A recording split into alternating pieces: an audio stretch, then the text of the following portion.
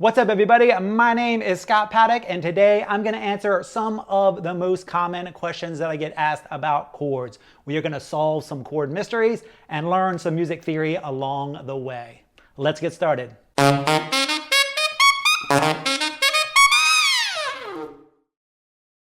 When it comes to chords, there is one thing that is very important that you understand, and that is that chords are not random. Chord progressions, in other words, the way chords go together, are not random at all. Chords are always working together.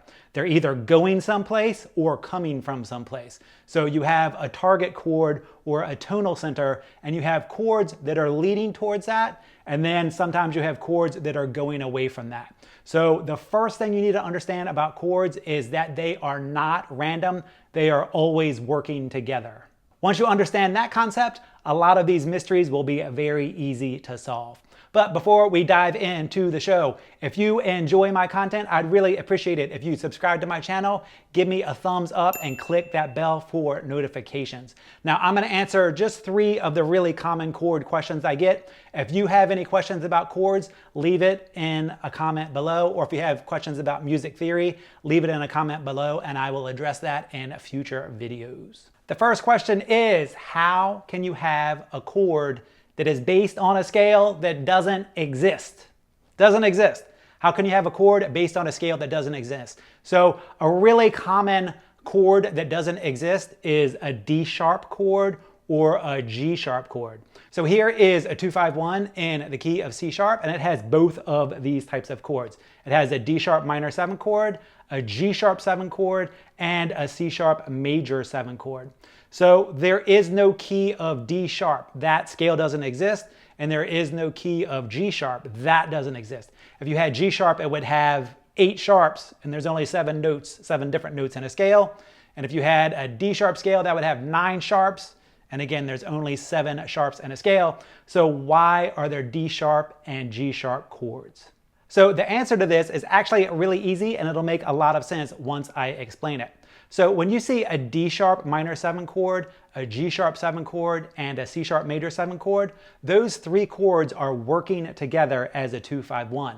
And the 1 is the C sharp major 7. So when you have a 2-5-1 that is based on a scale that is really deep in the sharps, like F sharp or C sharp, when you have the 2 of that key, for example, in the key of C sharp, that is going to give you a D sharp minor 7. Now, we all know that the enharmonic equivalent of that note, in other words, the other way to say that note, is E flat minor 7. So why not just call it a E flat minor 7 chord instead of a D sharp minor 7 chord? And the reason for that is because that D sharp is acting as the 2 in a 2-5-1 for C sharp. There is no E flat in the C sharp major scale. There is a D sharp. So we are going to call that the D sharp minor 7 chord, the 2 chord. Now, when you first start reading chords, I would suggest marking that out and putting the E flat minor 7 there instead of reading the D sharp minor 7, just so your brain doesn't have to go through all of the translations to get it to the correct notes. But when you are talking about a chord progression, the chords are always working together. In this case, it's a 2-5-1, and the 2-5-1 is based off of C sharp, and the 2 of C sharp is D sharp. The 5 of C sharp is G sharp, and of course the 1 is C sharp. So that is why you have chords based on scales that don't exist. Now, I picked the C sharp 2-5-1 to explain this because these are the 2 most common chords you're going to see like this. You're going to see D sharps and G sharps pop up all the time when you have key signatures that are deeper into the sharps. The second mystery that we are going to solve is, why is it that sometimes when you have a major 7th chord, the major scale doesn't fit over the major 7th chord? That makes no sense. It's a major 7th chord, so the major scale should fit, right? Yes, but not always. So here is a really good example of what I'm getting ready to talk about. This is the first 8 measures for Autumn Leaves. This is a song that I teach in the sax school, and I actually talk about this concept a lot in the sax school when I'm teaching this song. So if you look at the first 4 measures of Autumn Leaves, you can see that you have a 2-5-1 in the key of G. So you have A minor 7, D7, G major 7, so that's your 2-5-1 in the key of G. Then you have a C major 7. which is a little weird. Why? What is this C major 7 chord doing here? It's a little strange to have this chord right here. Then you go into a minor 2-5-1. So your the minor one is the E minor 7, and then you have the F sharp and the B leading into the E. So in this case, the C major 7 is acting as the 4 chord to the G major 7 chord. And it's a transition chord. So it's not acting as its own 1, it's acting as the 4 of G. Now, when this C major 7 chord is acting as the 4 chord in the key of G, then that means we need to start thinking about our modes. So the 4th note of the G major scale, of course, is G, A, B, C. And if we play a C scale in the key of G, that raises the 4th, and we have a major scale with a sharp 4, also known as your Lydian mode. Your Lydian mode. So when you have a major scale that is acting as a 4 chord, you are going to be playing a Lydian mode, which is going to give you the raised 4th, in this case of the C major 7, and F sharp, which puts you in the key of G major. So again, chords are not acting on their own. They're not random. They're always acting together. So when you see this C major 7, and it seems a little weird to have a C major 7 right next to a G major 7, that means one of them is the strong chord and one of them is a supporting chord. In this case, the C major 7 is the supporting chord, and it's acting as a transition from that G major 7 into the E minor 2-5-1. So when it is acting as a supporting chord or a transition chord, it is going to take the key signature of the main chord oftentimes. So if you're kind of new to chords and you're not quite sure how to figure that out, when you play your C major scale over that C major 7 and you hit the F natural, it's not going to sound terrible, but it's not going to fit. So when you have that happen over a major 7th chord, you're like, oh, one of these notes doesn't fit. Think to yourself, oh, maybe this is the Lydian mode, and try your sharp 4 and look at the chords around it and see if you can figure out if it's acting as the root or the main chord, or if it's acting as a supporting chord. Again, chords are not random. If you're watching this video, then I'm guessing that you would like to get a whole lot better at reading chord symbols, or you'd like to dive a bit deeper into the world of music theory. If that is the case, then I'd like to invite you to come check me out at the Scott Paddock Sax School.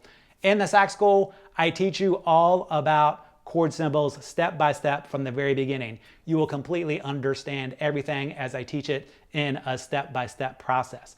I also get comments from my members all the time that I trick them into learning music theory because of the way I introduce it in the lessons. I usually teach a song, I teach a theory concept in that song, and then at the end of the lesson, I explain exactly what the theory is they just learned and how they can apply it to anything else that they work on.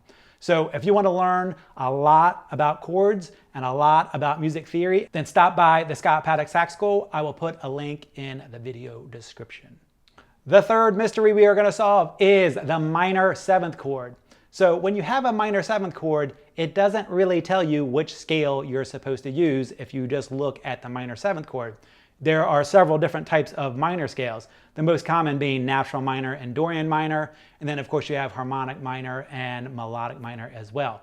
So when you just have like a regular old minor 7th chord, how do you know which minor scale you're supposed to use when you're improvising over that chord? The answer to that question is going to take a little bit of investigation. So you're not going to just know by looking at the chord. You're going to have to look and see how the chord is acting and what the chords are around it, and sometimes what's going on in the melody.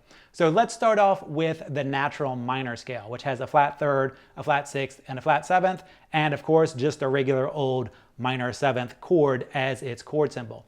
So when you use natural minor, that chord is acting as a 1 chord. It's the home chord, it's the root chord, it's where everything is working around. It's the main chord. So when your minor 7th chord is acting as the 1 chord, then you are going to use natural minor.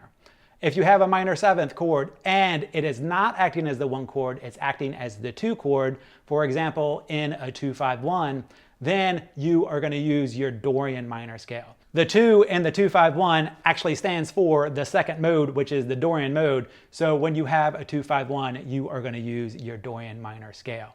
Now, when you have a modal song, so a modal song means that you have one chord that lasts for a really long time. Songs like So What, Impressions, or Little Sunflower. When you have a song like that that's a modal song, most of the time you're going to use your Dorian minor scale, but you're going to have to look around a little bit in the melody and the key signature to actually get all of the clues that you need. So first look in the key signature. If the key signature is giving you the key signature for Dorian minor, you're good to go. You know that you are going to use the Dorian minor.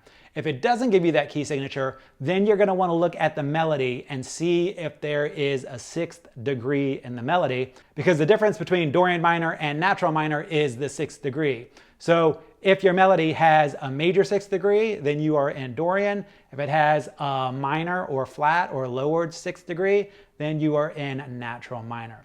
Now for modal tunes, most of the time you're going to be using your Dorian minor scale. For harmonic minor, which is a minor scale with a flat 3rd, a flat 6th, and a major 7th, is going to be really easy to figure out with chord symbols, because it is going to be a minor chord with a major 7th. So it's going to have the major 7th in the chord symbol. So that's going to be really easy to figure out. So figuring out which scale to use with your minor chords can be a little tough in the beginning, but once you start looking for the clues, they get a whole lot easier.